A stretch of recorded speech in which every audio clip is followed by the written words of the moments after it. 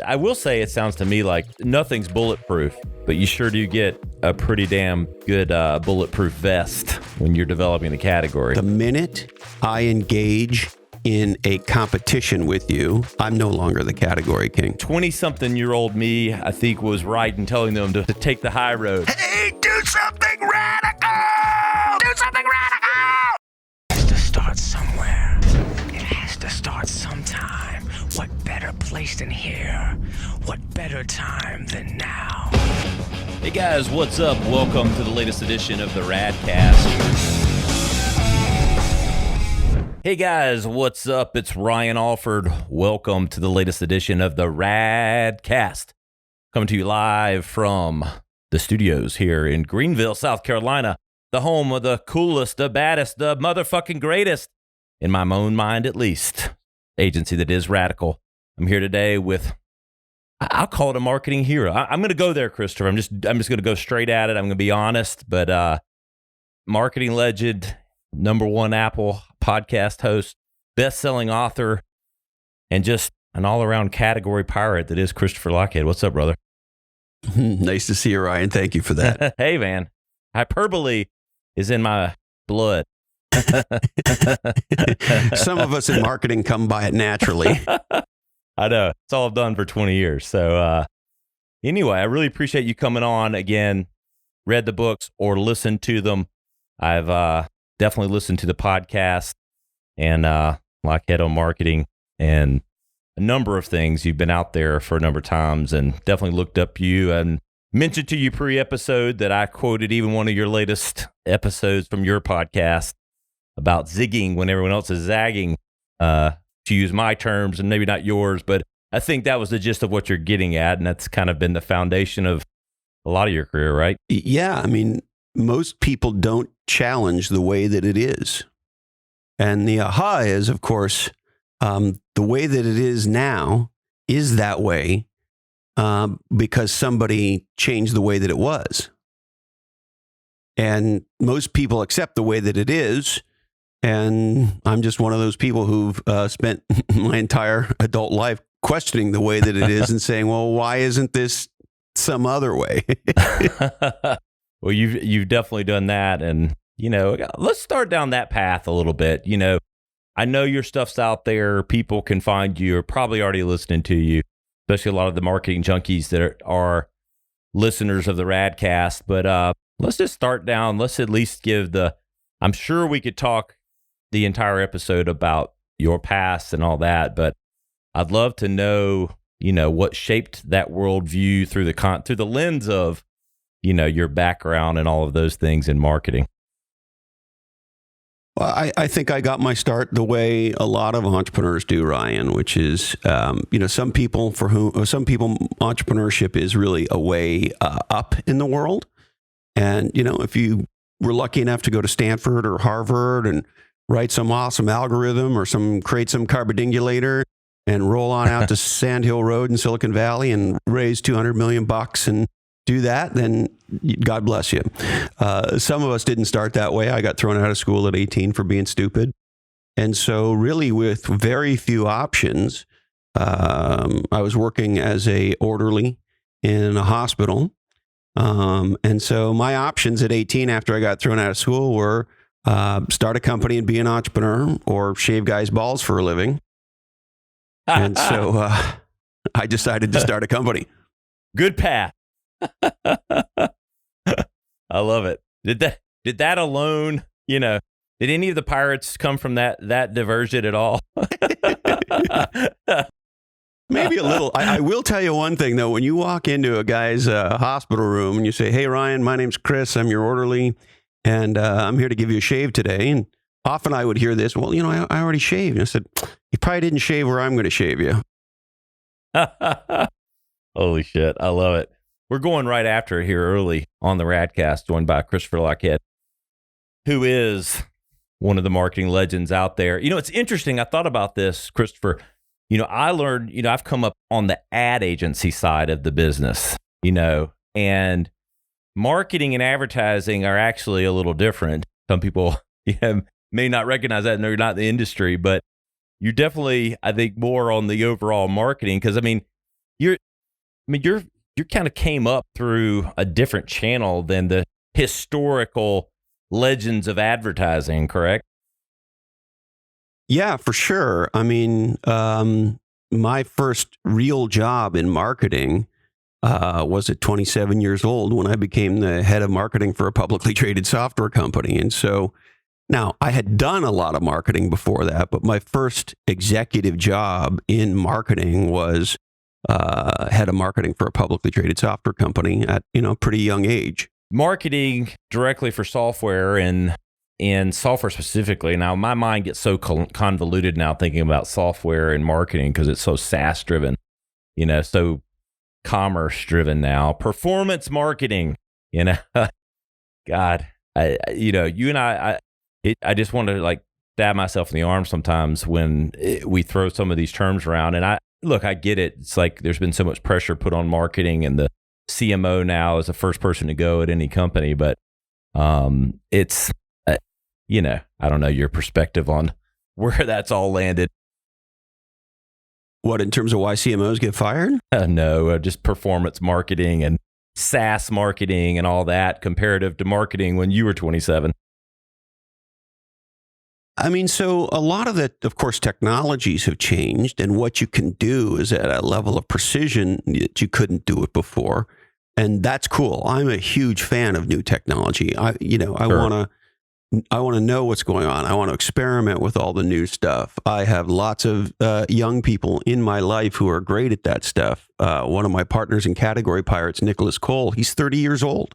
He's native digital. And so I love learning from these folks. The key principles of marketing, though, really have not changed, right? And so some of the tactics, some of the technologies, that's changed. But the reality of how you design categories is still the same. The reality of how you create demand and capture demand is still the same. The reality around how you build legendary breakthrough products is still the same. And some of the approaches of how we get there are very different. But at a principle level, a lot of the stuff's the same. And then in certain cases, new technologies have opened up, if you will, new principles. And that's cool too. But yes, shit has changed a lot in the last 30 years or so. What's the balance between, when you think about category design and category development, the balance between, because my mind gets in this product space versus the brand space, when category develop, because a brand is not necessarily the category, not necessarily the brand at all times. It can certainly live and breathe it. What are the balances in, product develop, because sometimes you don't intrinsically have a product that's, developed the category. So what's the balance you feel like in how you help companies or have helped over time? So at a high level, the companies that really break through, the companies that change the future, the companies that are worth the most going forward, they really get three things right at the same time. We call it prosecute the magic triangle. And what that means is they get company design, business model, culture, distribution, all of those things. They get product design. So do we have a truly breakthrough product that solves a unique problem in a completely differentiated way? And they get category design right. So product, company, and category. And if you get all three of those right at the right moment in time, that's how you get Airbnb. That's how you get Zoom. That's how you get, pick your breakthrough company. And, based on our research, based on our experience, based on my experience of doing this for over 30 years, it really is equal parts of those three. The one addition I'd say there, Ryan, is of those three, there's one that is a single point of failure, and that's category. Because if there's no market, there's no marketing. You can build a legendary product, you can build a legendary company business model, but if you don't have a category, there is nobody that's going to buy it. So that's kind of problem one. Problem number two is if you look at most new, whether it's a startup or an innovative new product that is trying to pioneer an innovative new category from an existing company, the same dynamics are true.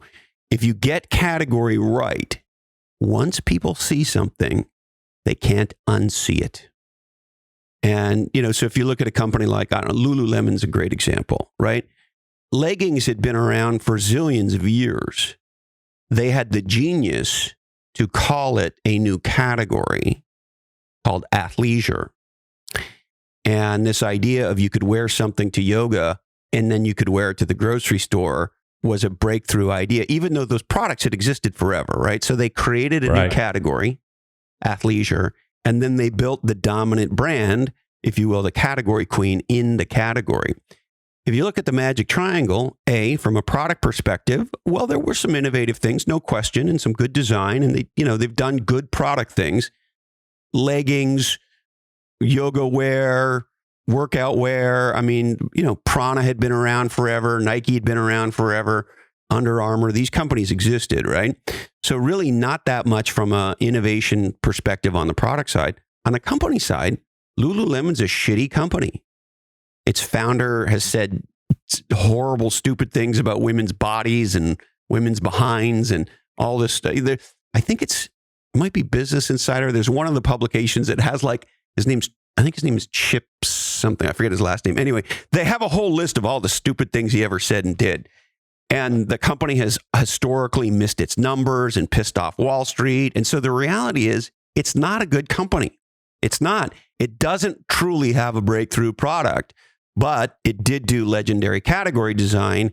And so once people see it, they can't unsee it. And if when they see it, they want it, and they will. And this is the difference between going to market and having the market come to you. And so they've continued to be the category queen in the category they created, in spite of the fact that their founder says dumb shit about women. And, their product is of questionable quality and innovation. Let me say it that way. Well, that brings up another question. I mean, so have you seen category designers fail then? Because what I'm hearing from you is almost like, if long as you develop the triangle that you just said, and particularly the category design, which can't fail, then the branding and the advertising with which gets that message out there may be inconsequential to whether it succeeds or not.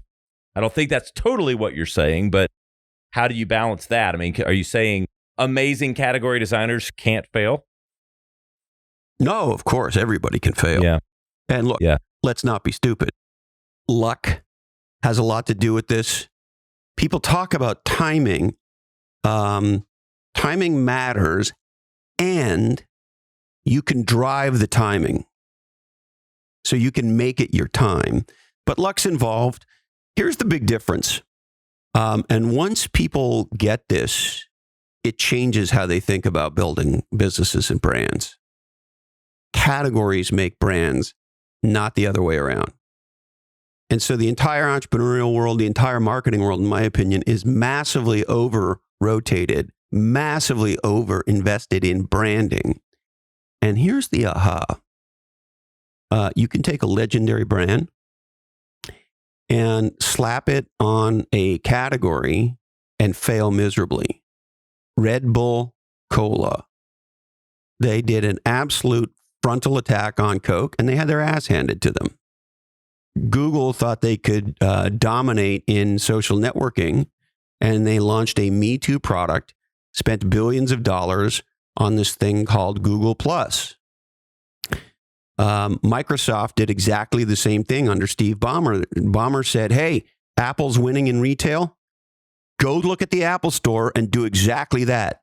And have you ever seen a Microsoft store? It looks exactly like an Apple store with one big difference. There's fucking nobody in there. And they just shut them not that long ago. And so my point is, the biggest mistake in business is a frontal attack on an existing category king or queen in a category they designed with a we're better than them strategy. We're going to compete for existing demand, as opposed to what you might think of as a flank, which is we're not better than them, we're different. And rather, category designers drive a choice, not a comparison. And so it's a very different way of thinking. It's about carving out a niche that you can own, that you can become known for. And category designers do not want to be compared. They want all others to be compared to them. And so designing your own category that you can ultimately dominate is the most radical differentiation strategy that exists. There's a term I love. Self-absorbed there with the name and what we try to live by. I don't know if, it's a lot to live up to, but I will say it sounds to me like if you want to be, nothing's bulletproof, but you sure do get a pretty damn good bulletproof vest when you're developing the category. Yes, and here's the other aha for brand marketers. Name me a brand that you admire that does not dominate its category. It's hard to come up with one because legends don't compete, they create. And there's a very big difference between marketing to capture demand versus marketing to create demand. And so the legends market the category. The legends market the problem, because the more attention, the more understanding there is of the problem or the opportunity, the more people will be attracted to the category. And if you're the emerging category queen, then you stand to gain massively from that. For my first book, we did a whole bunch of primary research, which we were lucky enough to get published in the Harvard Business Review. And what we discovered, Ryan, is that, here's our dog Bean. Hi, buddy. Oh, I like this. He looks a lot like a cat, but he's actually a dog. He behaves exactly like a dog, and he loves hanging out Bean. In the studio with me. He's Bean? His name's Bean. Here, let me put him in front of the camera. There's Bean. I love that. Yes. If you're just listening and not watching, and this is a shameless plug for watching all that is the Radcast, Bean is one of Christopher's cats. I did read enough to know the lay of the land there that he just joined us. And, I wish he could meow or something in the mic. He's hanging out. He likes to play fetch, so he might bring over one of his mouse toys and we might start playing some fetch. But I guess the big aha is, here's a simple one that I like that tends to resonate. If you want to sell Bibles, there's got to be Christians. And so what most people do is they shout, look how great my Bible is. Legends spread the religion. And in the HBR research that I mentioned, we discovered this incredible thing. 76% of the total value created as measured by market cap or valuation goes to the company that dominates the category. And so the aha here is categories make the brand. Google has a legendary brand because they dominate a category called search. When they take that legendary brand and they slap it on a category that they're not designing, aka social networking, they have their ass handed to them, in this case, by Facebook. And so most companies believe they can win by screaming their brand. Look at us, aren't we awesome, aren't we awesome? Brands are about us, categories are about customers. And so legends actually market their category. And in so doing, there's this other interesting thing that happens. Prospects, customers, consumers, the only company they've ever seen market the category is the category queen. So when you're the one evangelizing the category, the market, people in the market assume you're the leader because that's what leaders do. Non-leaders, that is to say followers, compare themselves to others. Take the Pepsi challenge. Pepsi tastes better than Coke, right? And when they do that, they're telling the market category Coke's the leader. And so the only companies that consumers ever see attacking and comparing themselves are by definition not the leaders, not the category queens and kings. And so if you want to be perceived as the company that's designing and dominating the market category, evangelize the category. You are, this is a master course. If anyone's not listening, you need to go read Play Bigger or Niche Down, a couple of Christopher Lochhead's books. But this is another, we've had a couple really just master courses in marketing and advertising the last couple, where you got yet another home run on this one already. It brings me back to this discussion. I worked with Verizon Wireless for 13 years, from 2001 to 2014, the glory years. And I sat in C-suite meetings when they would start to BDI and CDI discussions, brand and category. And Verizon was the leader, America's most reliable wireless network. Can you hear me now? Campaigns that we worked on. And they would sometimes creep into the feeling like they needed to play the game with the T-Mobiles and the Sprints and all of that when they were the leader of the pack. And this is just bringing me full, like 180 back to those memories of those same exact discussions. And 20-something-year-old me, I think, was right in telling them to take the high road, keep promoting the category. Yes. The other interesting thing is when a category king plays a comparison game, does what they were talking about doing. Yep. That's called punching down. Yep. Exactly. And when you punch down, you do two things. A, you damage your brand, because there's an unwritten rule in humanity that says, if you're 5 feet tall and 100 pounds, and I'm 6 feet tall and 200 pounds, and I start beating you up, that makes me an asshole. And that's true in business too. So dominant companies, dominant brands don't punch down. That's point A. Point B, probably more importantly, the minute I engage in a competition with you, I'm no longer the category king. Category kings don't compete. They create. And so they literally don't get involved with that discussion. That what the discussion they do get involved with is evangelizing the category, expanding the size of the category, expanding the definition of the category, moving into adjacent categories. They'll do acquisitions to accelerate their position in the category, but they never take the stupid bait of punching down. I love all of that. I love all of that. So when you've worked with companies in the past, or whatever your role has been in companies you've been at, whether you've consulted, wherever you're at, I know that it starts with that category design, but is it always you're either? Because I feel like there's happy medium. Like some companies are never going to be the category leader, but they're very successful. Success happens at multiple levels, and obviously the greatest success can happen. But if a company or someone you were working with just wasn't either incapable or wasn't going to become a category new designer, but could be very successful, or is your firm belief just that this success is fleeting and will never last unless you get to the promised land? So those companies do exist, and God bless them. I have no interest in those companies. And I don't think you should either. And there's a couple of key reasons. Number one, do you want to do incremental things or exponential things?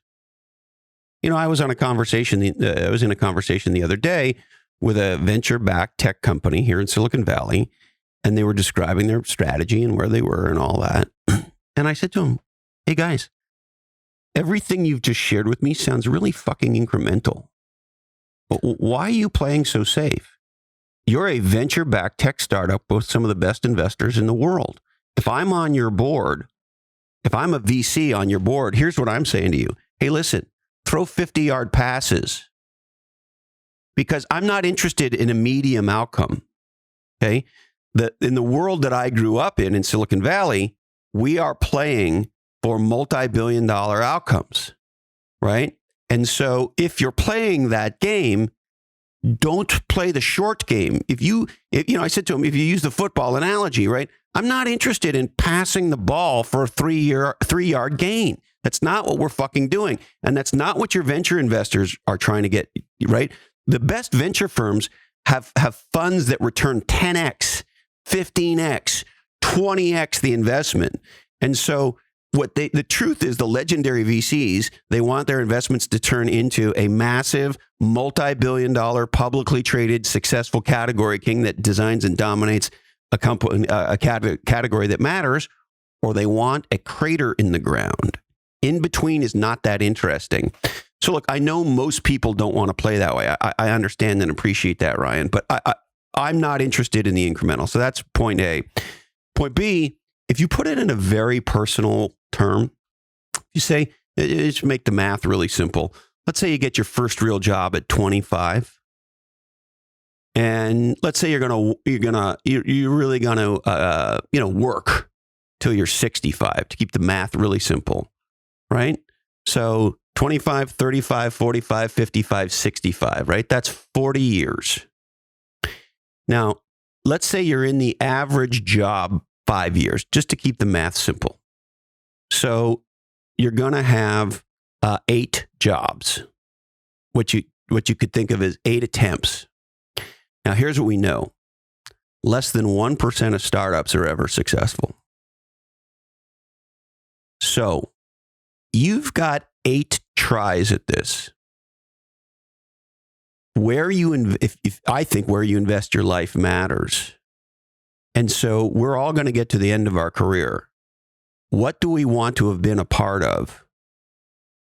And do we or don't we want to invest a disproportionate number of those 8 shots in trying to do something radical, trying to do something breakthrough, trying to move the world forward? Ultimately, there's 2 kinds of people in business: those who bet on the future being the same and those who bet on it being different. I'm not interested in the same. I'm not interested in fighting for market share about the past. I'm not interested in playing a game designed by somebody else. It's not interesting to me.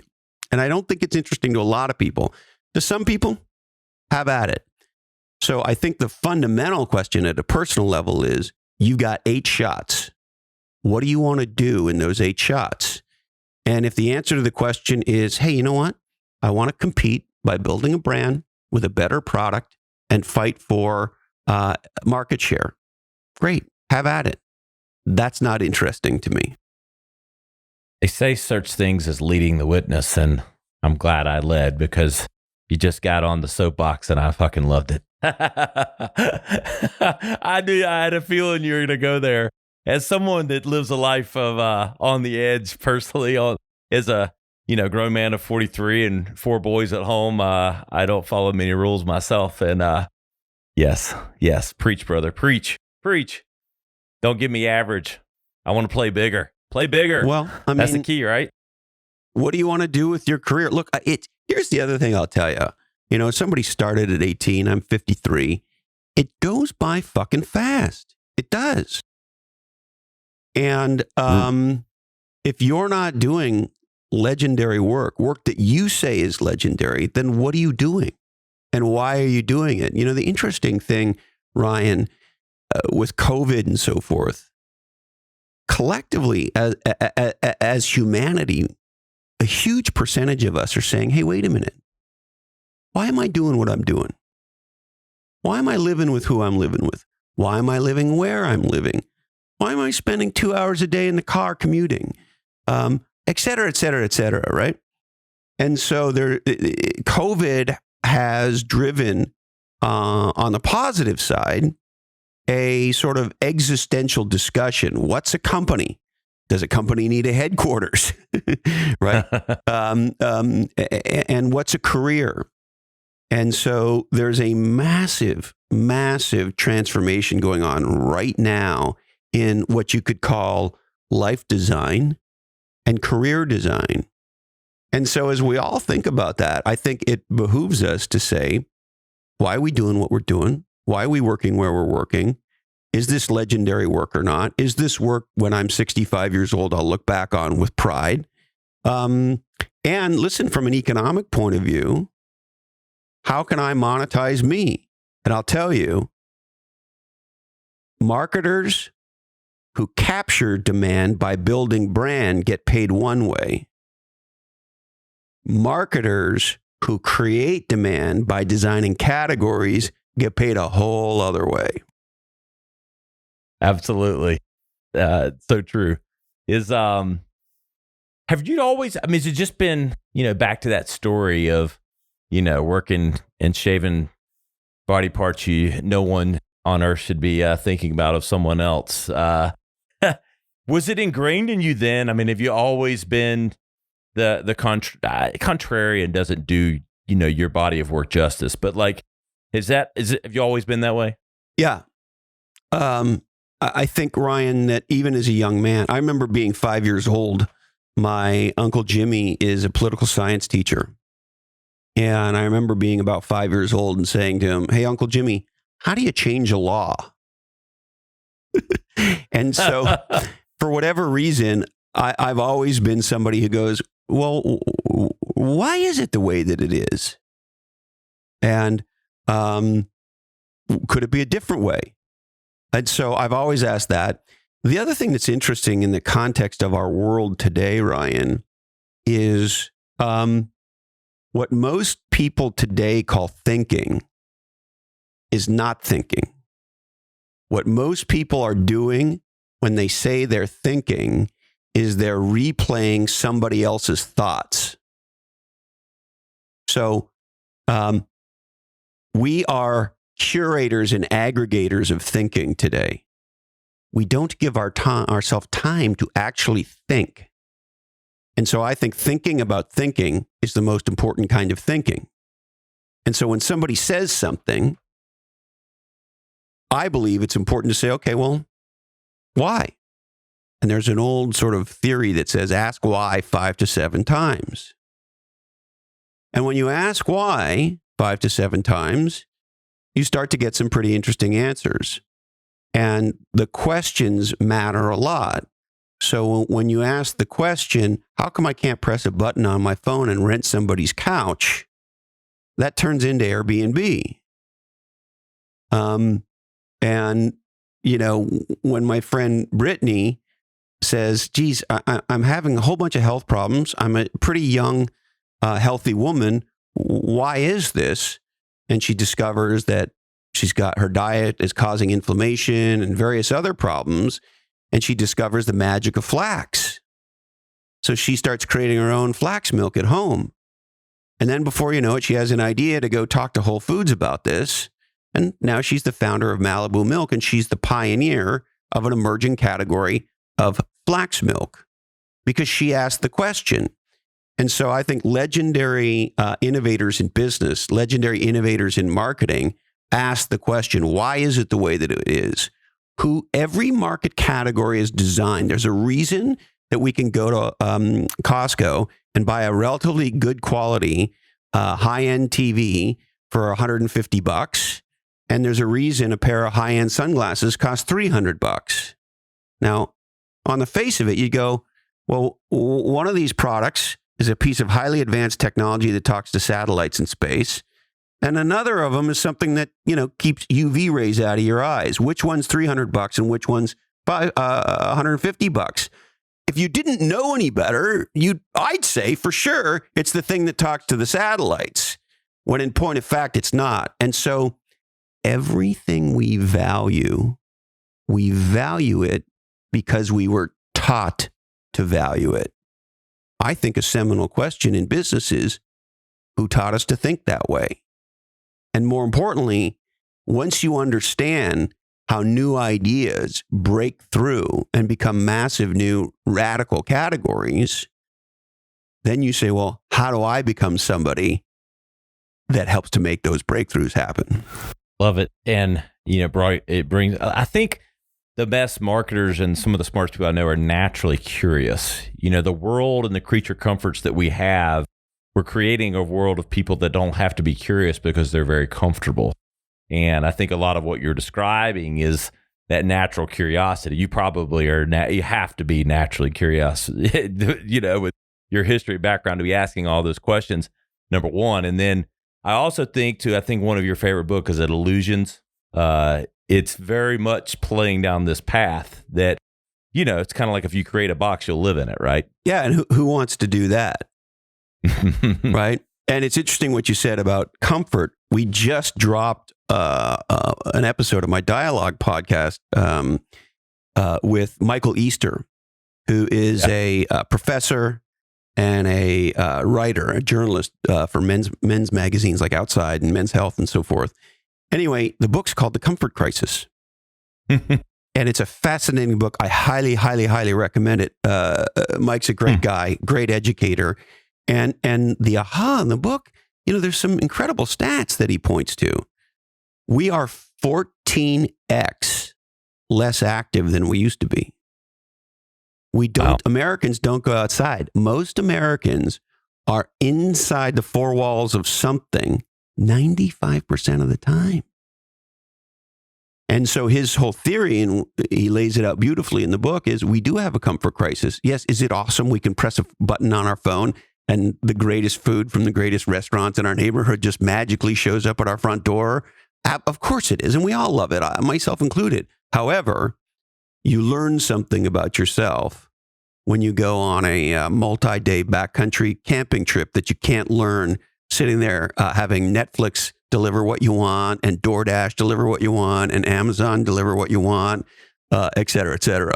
Comfort creates apathy. And, it's no different. I mean, I'm big into personal fitness and things like that. And like, same thing with training. Like, if you get comfortable in the gym, I can go work out and be comfortable, but then nothing changes. You're comfortable. Like, you're not, growing or getting better in shape. You're just going through the motions. And I never heard of that book, but we'll definitely read it because I was having that thought the other day. It just came out. It's called The Comfort Crisis. You'll love it. Yeah, I understand the premise, but I just was thinking like that same exact thing, like our own comforts, while wonderful on some levels, is creating potentially a lack of innovation, and because and a lack of doing exactly what you said, category development and curiosity. Because if you're comfortable, what do you have to be curious about? Now, I think I'm wired differently. I know you're wired differently, but it's a slippery slope. Look, it's interesting. We as human beings have been taught to fit in. We've been taught the way to succeed is to compete, get good grades, go to a good school, become a fill in the blank, doctor, lawyer, nurse, whatever, and then compete as a candidate for a job, get a good job. And so this is just this whole paradigm that we've been taught. Well, when you study the legends, that's not what any of them did. Not fucking one of them.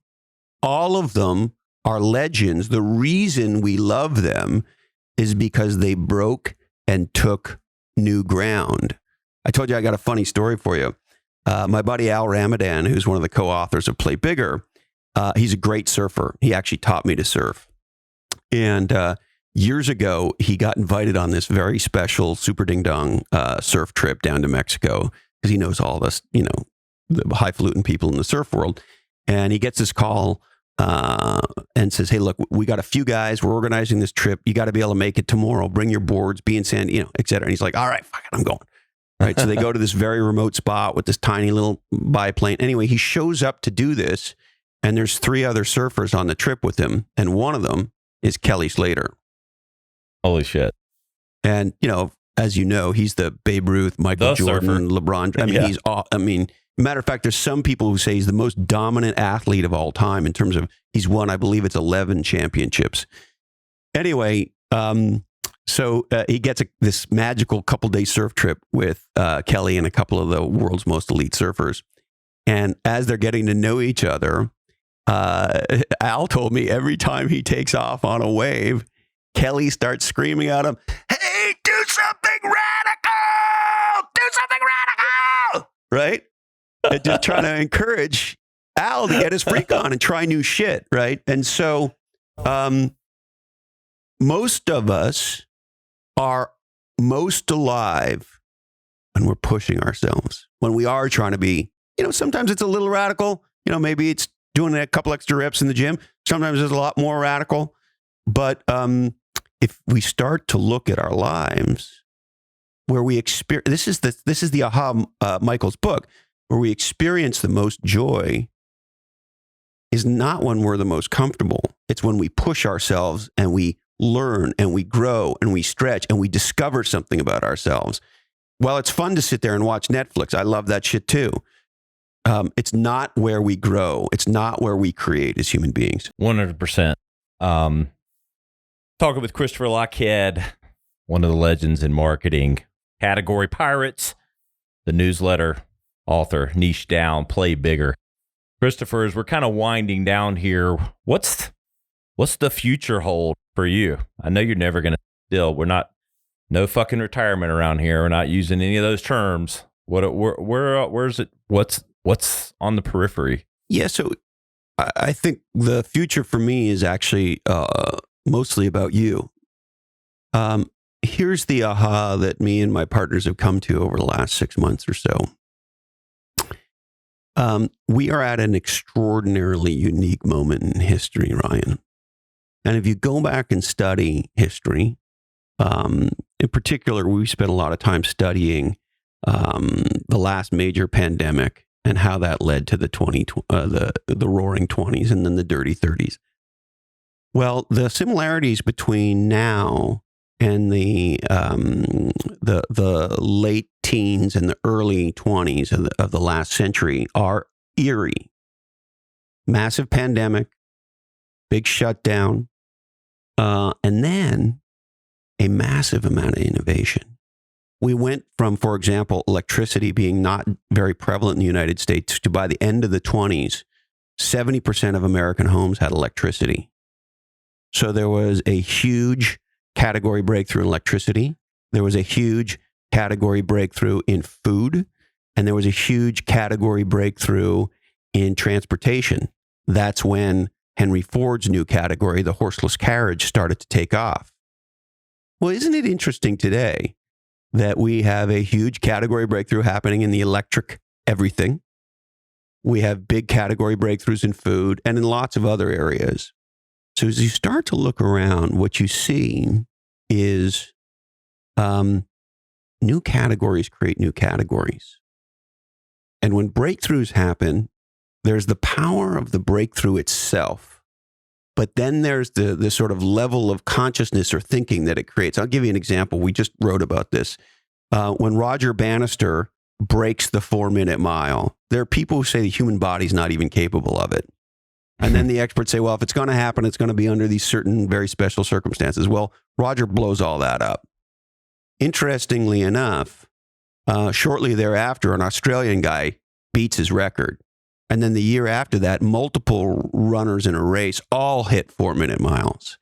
And now, today, of course, what was a breakthrough and legendary is commonplace for distance runners.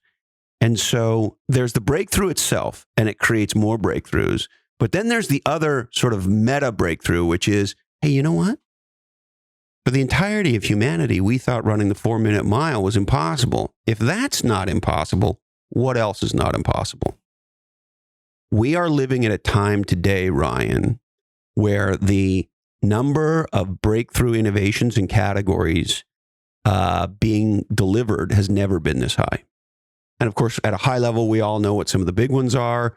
It used to take 15 years to bring a drug to market. Now we know we can do it in 9 months, right? Companies were never going to do this work from home thing. They did it in days.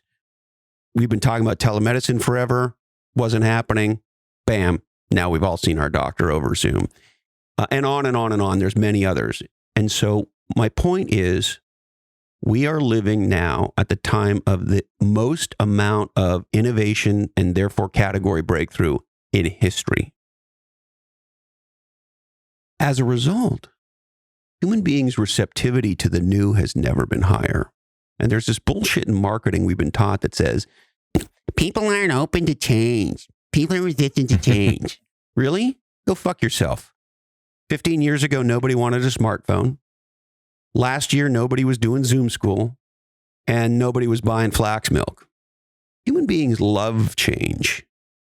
In 1999, there was a survey done of chief information officers, and 10 out of 10 of them said they'd never buy a cloud app.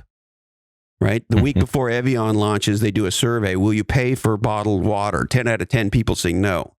And so my point is, now's the time.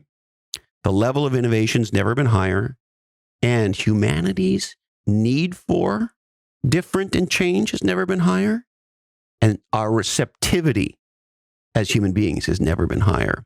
And so I would posit to you that never in our lifetimes has there been a moment where there is a receptivity to new innovation like there is right now.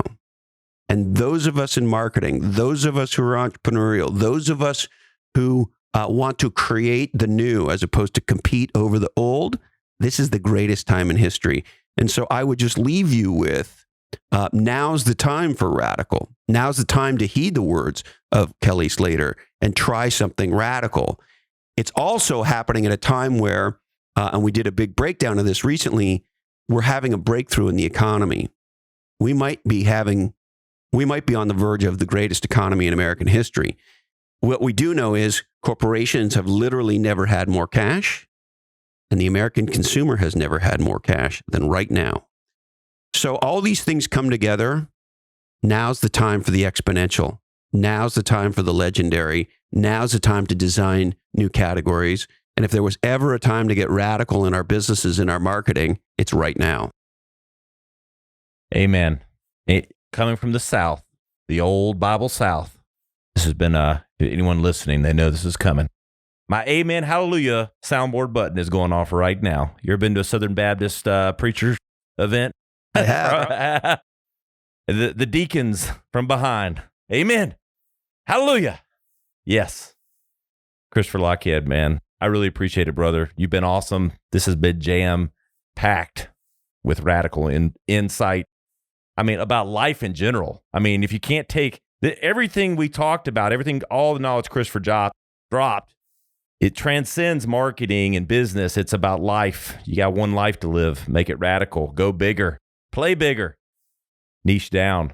Where can everybody keep up with you, Christopher? Where can everyone follow the path forward? All of it hangs off Lochhead.com. 2 H's, no K. They can find you. Lochhead.com. Lochhead. The marketing legend, Christopher Lochhead. Really appreciate Christopher for coming on. You know where to keep up with the Radcast. We're at theradcast.com. All of our content, all the videos, all of the knowledge drop today from Christopher will be there. You know where to find me at Ryan Alford on Instagram, the.rad.cast. And we'll see you next time on the Radcast.